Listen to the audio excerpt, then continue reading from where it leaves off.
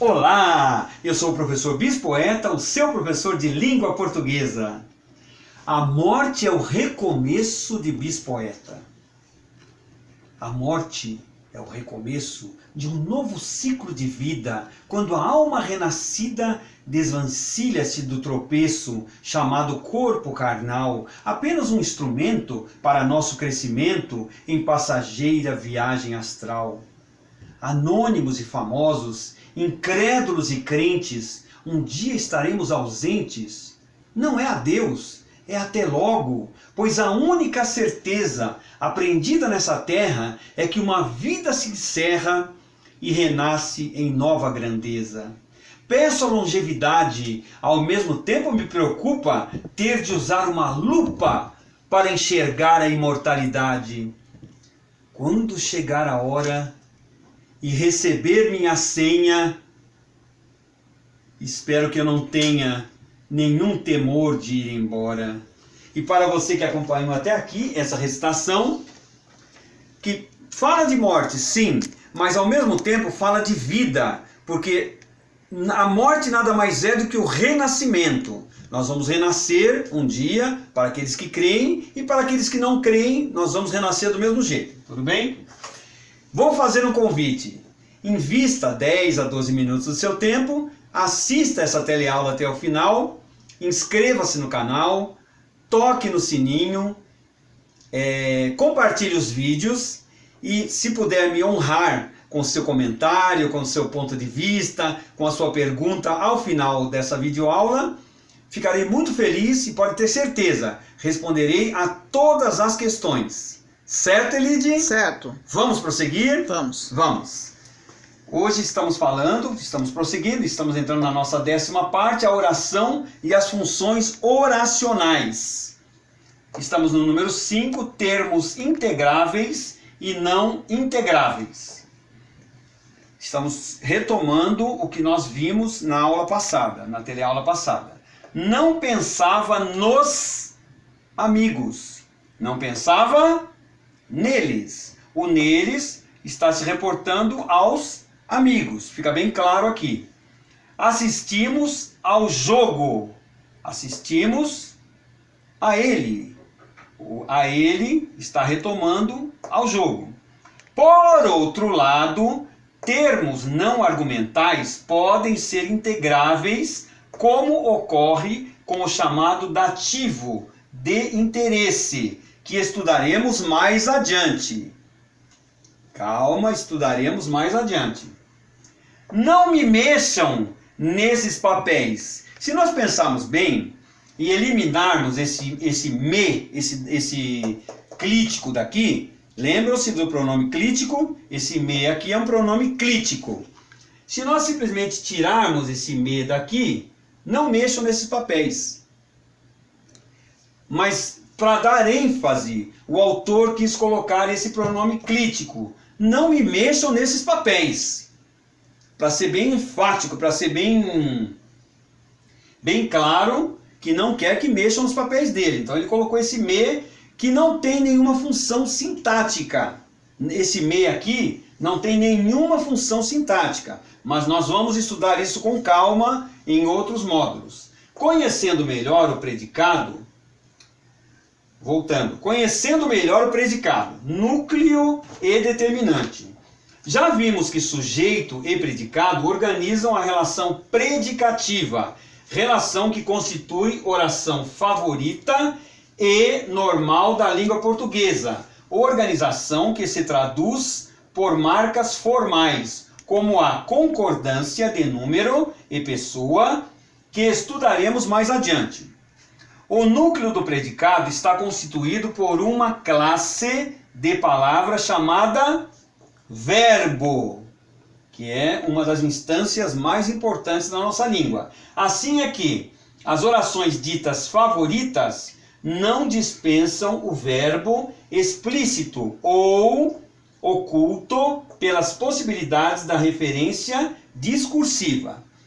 O predicado de uma oração pode ser simples ou complexo, conforme o conteúdo léxico do verbo que lhe serve de núcleo. Há verbos cujo conteúdo léxico é de grande extensão semântica. Vou parar por aqui para molhar o bico, certo, Elide? Certo. Com água, pode? Pode, com água pode.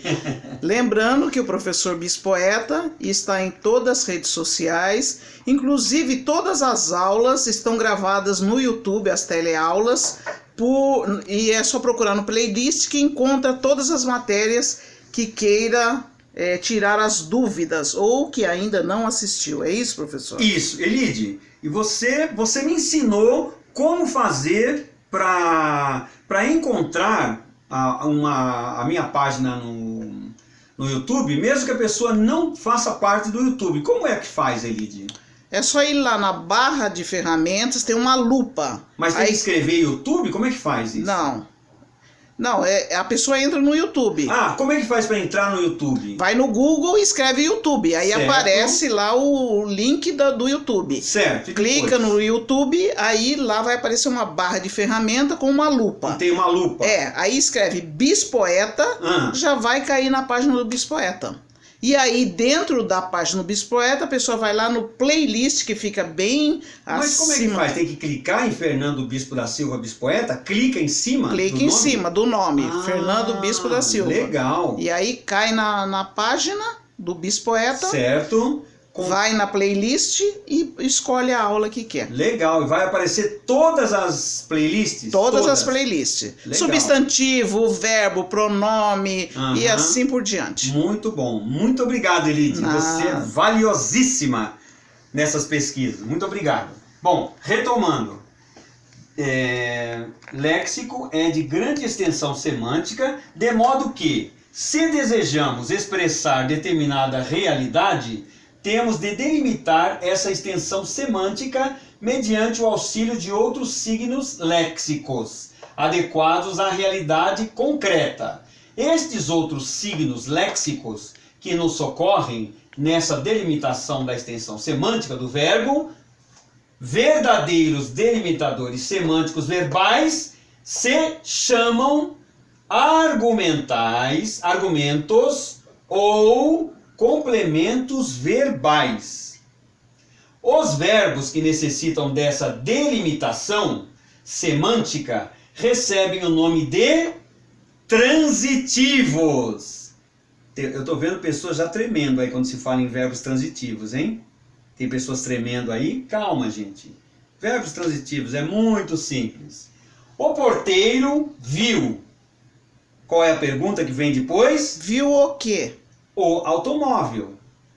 Eles precisam de... Qual é a pergunta? De quê? Muito boa pergunta, Elide. Eles precisam de socorro. Se eu disser simplesmente eles precisam, eu estou sendo claro na minha enunciação, Elide? Não. Se eu disser simplesmente o porteiro viu, também não. Também não estou sendo claro. O verbo é importante, mas em algumas situações o complemento é indispensável para que nós possamos nos fazer entendidos. Os verbos que apresentam significado lexical referente a realidades bem concretas não necessitam de outros signos léxicos, como fazem os que integram predicados complexos. Dizemos então que o predicado é simples. A tradição geral chama intransitivos a tais verbos. E notem que a tradição geral chama intransitivos e não chama de intransitivos. Perceberam? A tradição geral chama intransitivos. Aqui não cabe a preposição. Ela não trabalha. Precisa algum complemento? Não. Não precisa. José acordou cedo. Ou, se eu quisesse dizer simplesmente José acordou, também estaria bom, estaria compreendido. As crianças cresceram. Estaria compreendido? Estaria. Mas cresceram rapidamente. É o modo como essas crianças cresceram. É um complemento a esse verbo.